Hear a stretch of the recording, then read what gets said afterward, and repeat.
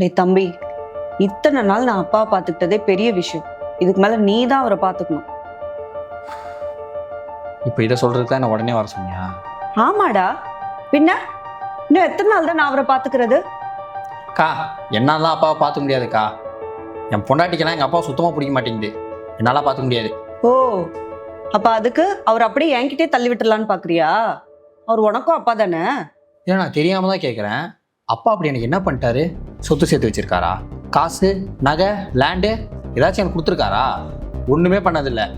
டேய், அவர் எனக்கும் ஒன்றும் பண்ணதில்லடா. என் கல்யாணத்துக்கே ஒரு நகை கூட போடல தெரியுமா? அக்கா, நான் ஒன்று சொல்கிறேன். அப்பாவை ஏதாச்சும் அனாதை ஆசிரமத்தில் சேர்த்துடலாம். டேய், என்னடா பேசுற? டேய் அப்பா, பாப்பா, அப்பா, தம்பி உங்களை கூட்டிட்டு போறதுக்காக வந்திருக்கான்பா. அப்பா நானும் அக்காவும் சேர்ந்து ஒரு முடிவு எடுத்திருக்கோம். என்னப்பா, என்ன அனாதை ஆசிரமத்துக்கு அனுப்ப போகிறீங்களா? என்னப்பா பார்க்குறீங்க? நீங்கள் 2 பேரும் பேசுகிறத நான் கேட்டு தான்ப்பா இருந்தேன். உங்களை பெற்று வளர்த்து ஆளாக்கினதுக்கு ஒரு பசங்களாக நீங்கள் சேர்ந்து தானப்பா? என்னப்பா, நான் உங்கள் பையன். எனக்காக இது வரைக்கும் நீங்கள் என்ன செஞ்சுருக்கீங்க? எனக்காக நீங்கள் இது வரைக்கும் ஒன்றுமே பண்ணதில்லைப்பா. அப்போ என்கிட்ட அவ்வளோ பண வசதி இல்லைப்பா. என்னால் ஆனதை நான் செஞ்சுட்டேன்னு நான் நம்புகிறேன். உங்கள் அக்கா கல்யாணம் முதல் கொண்டு. அப்பா, நான் அப்படி சொல்ல வரலப்பா. போதும்மா, நீ இது வரைக்கும் சொன்னதே போதும். இனிமேல் உங்கள் 2 பேருக்கும் நான் எந்த விதத்துலையும் பாரமாக இருக்க மாட்டேன். நீங்கள் யாரும் என்னை பார்த்துக்க வேண்டாம், நானே என்னை பார்த்துக்கிறேன்.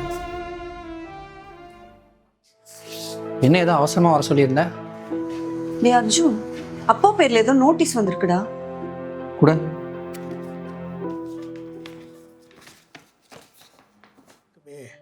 அப்பா இந்த லெட்டரை எழுதியிருக்கேன்.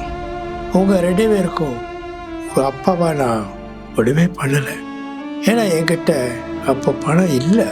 அதனால் நான் உங்களுக்கு செய்ய வேண்டியதெல்லாம் செய்யாமல் போயிருக்கலாம்.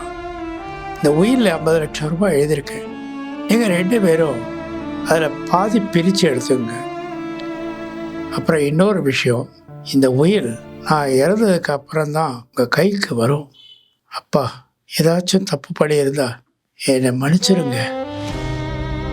அப்பாவை நம்ம கடைசி வரைக்கும் புரிஞ்சிக்கவே இல்லைல்ல. ஒரு மகனா மகளா ஒரு கடைசி காலத்துல இருந்து பார்த்துருக்கணும்டா.